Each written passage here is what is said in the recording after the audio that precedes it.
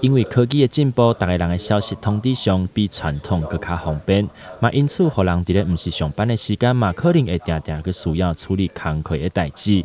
加上各种大量的消息的接收，精神无法度真正去得到放松，所以嘛影响到困眠品质，来造成失眠。这个失眠症呢，本身就是一种大脑过度警觉的疾病哈。我们知道警觉跟很多东西有关，例如压力造成一个人很容易紧张，就是所谓的焦虑症，或者是这个压力太久了，让我们的心情变得不好。进到忧郁，例如像忧郁症、焦虑症跟忧郁症，它跟失眠的这个共病性非常非常高，大概会有这个7、8成的患者会合并这个失眠症。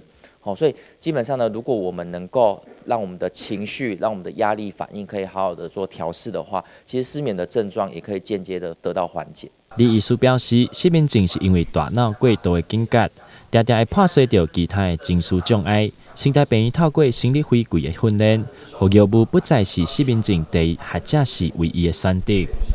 年龄层呢也开始慢慢的下修到很多青少年就会出现这样子的疾病。那过往呢，我们在失眠上面治疗的认知可能都会认为是使用镇静安眠药，就是单纯的药物治疗。但是事实上呢，失眠症的治疗除了药物之外，非药物治疗也是一个很有效力的这个治疗的方式。其中生理回馈训练呢，就是一个有效而且有科学实证的失眠症的治疗。那生理回馈训练呢，主要是透过仪器呢，让我们的自律神经的这个生理讯号呢，可以转换成数位讯号。让患者可以看到自己自律神经的功能，透过一些行为上面的调整，例如深呼吸、放松、冥想，而间接的改善我们自律神经的功能，进而让我们可以放松，好好的睡觉。心理回归的训练需要开时间到病院来学习，反应的速度大家人拢无同，无像药物同款会当马上看到效果。但是长期落来学起来了，会当家己定定来帮家己做训练，佮有调整，是一个非常袂歹的治疗方式。台南新闻刘品言